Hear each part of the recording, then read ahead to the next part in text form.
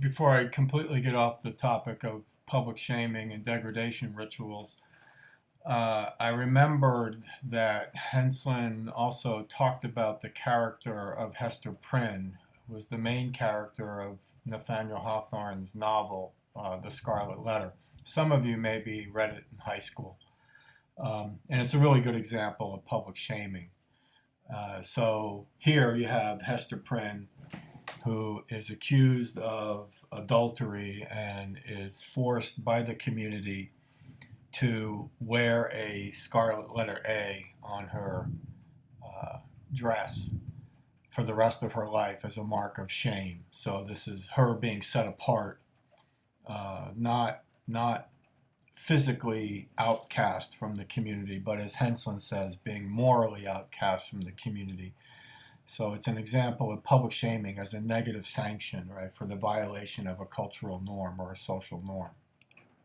What we really want to do in this segment is to start to talk about theories of crime and deviance. And the way Henslin sets this up is he's going to talk about non-sociological views of crime and deviance, and that's going to lead him into the sociological theories that we are going to emphasize, that are going to come from the symbolic interactionist, the functionalist, and the conflict paradigms. So we have non-sociological views of crime and deviance, and we're going to have to say something about how sociological views are different. And I think the two main categories of non-sociological views of crime and deviance are going to come from biological determinism on the one hand and from psychology on the other hand. So we're going to begin first with something that is called sociobiology. Now, sociobiology is one of those fields that straddles the line between biology and sociology. It is a version of biological determinism that tries to explain all behavior, including crime and deviance, through some sort of biological mechanism like genetics or hormones or something like that. So, in other words, criminal behavior, deviant behavior is programmed into our genetic makeup. So it is, again, a version of biological determinism. Biology determines behavior. In this case, biology determines criminal behavior. Now, we're going to have a couple of different examples of biological determinism. And we're not spending a whole lot of time on it, but we always begin with this guy here. His name was Cesare Lombroso. Okay, Cesare Lombroso. He lived from 1835 to 1911, and he was a very early researcher in the field of criminology. And in fact, one of the first people who tried to propose a more or less scientific understanding of the causes of crime. Now, he does it from a sociobiological explanation. He does it from a sociobiological perspective. So he tried to identify what he thought of as a criminal type. He believed that by observing people's physical makeup, that you could determine whether or not they were a criminal, had or possessed this sort of criminal type or this criminal sort of personality. And he described it as atavistic. Now, that word atavistic simply means like a primitive throwback to something else, a primitive throwback to an earlier form of human being. So to him, a criminal represented a less evolved human, right? A less evolved human. So to Lombroso, the criminal was a less evolved form of human being who was therefore prone to aggression and to antisocial behavior. So I have some pictures over here. You see the picture of Cesare Lombroso all the way over on the right, and then I have pictures, these 4 pictures of men that were subjects of Lombroso's research. And then we have a picture here of his research going on where he is measuring different kinds of physical features. And again, he's trying to identify this criminal type, and he claims to be able to do it by measuring the width of the nose and the slope of the forehead and the shape of the jaw and so on.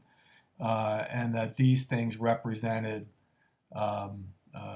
primitive features, right, that mark the person as this less evolved human being. Okay. Now he also actually talks about women and crime, and believes that you could do the same thing with, by looking at women.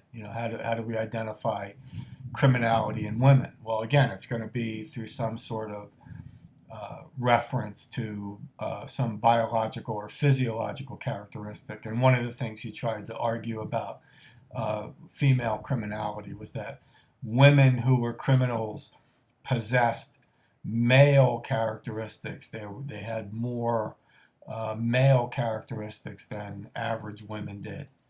So men were criminals because they were less evolved human beings.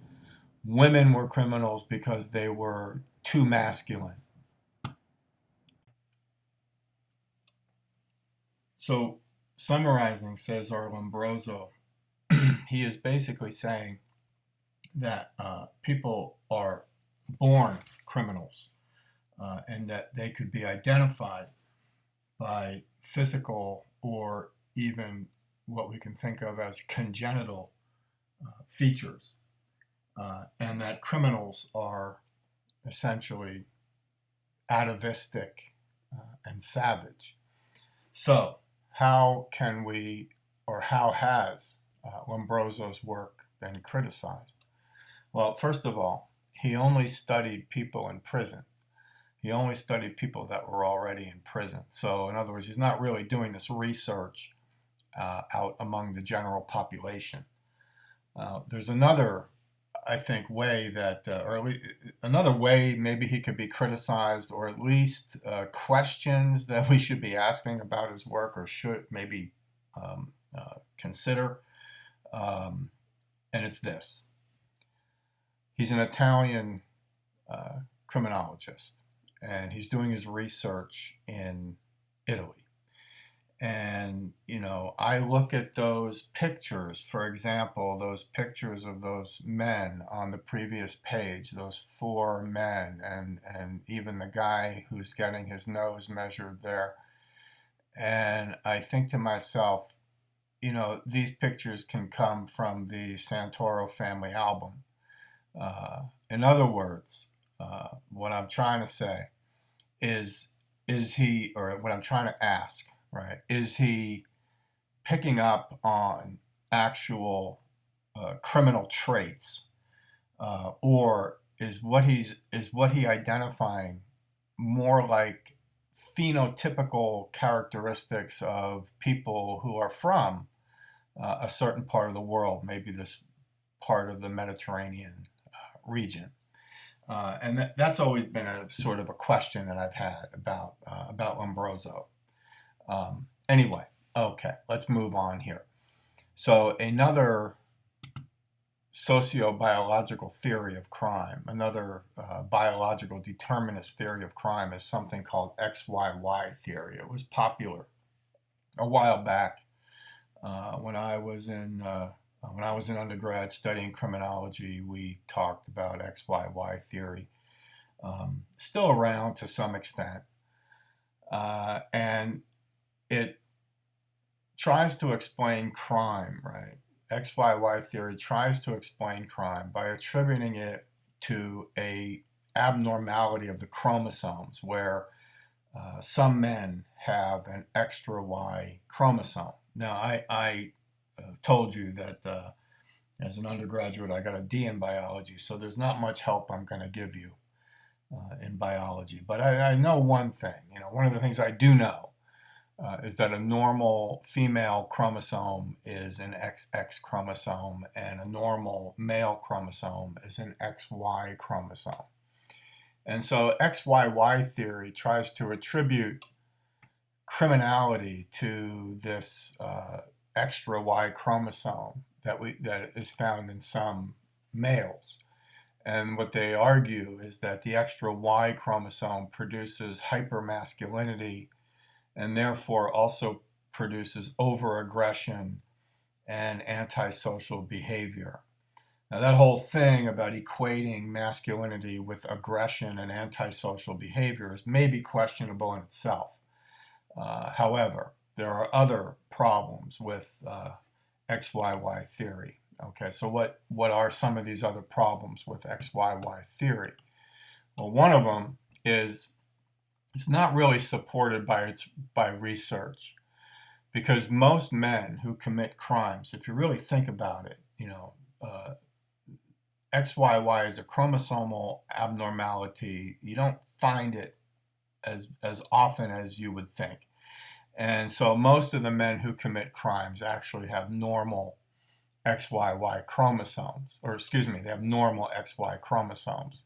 Now, by definition, it also means that they aren't explaining the entire universe of crime, because by definition, again, they are only looking at crime committed by men, right, not by women. So they're not, in that sense, not focusing on or not looking at the entire universe of crime. So what about all the other kinds of crimes that get committed? And this notion that they are not looking at the entire universe of crime is going to be important in the way that we understand some general criticisms, right, of sociobiological theories of crime and deviance. The first criticism, right, of the first way that sociologists criticize sociobiological theories of crime is that they have a bias in their focus, which is to focus on what we call street crime. Henslin's going to talk about street crime. So these are acts like assault and burglary and rape and homicide and all those kinds of things, right? And they ignore, right, other kinds of crime. So, for example, these sociobiological theories, really don't offer any explanation of white collar and corporate crime, which are equally, Henslin tells us, right, these white collar and corporate crime are equally, if not more destructive and threatening to the social order. I don't know if anybody out there ever heard of Enron Corporation, but some years ago there was a huge scandal about corruption, right, within Enron Corporation. Probably the biggest, most serious example of white collar and corporate crime in American history, and as a consequence, right, of the action of Enron executives who were engaged in fraud, stock fraud, many people lost their pensions and so on. So something on the order of 20,000 workers, so 20,000 employees of Enron Corporation lost their pensions. And that's just an example of the scale of destruction, right, of white collar and corporate crime. So it deserves our attention. White collar and corporate crime deserve our attention at least equally, right, alongside street crime. One of the ways I like to think about this, I have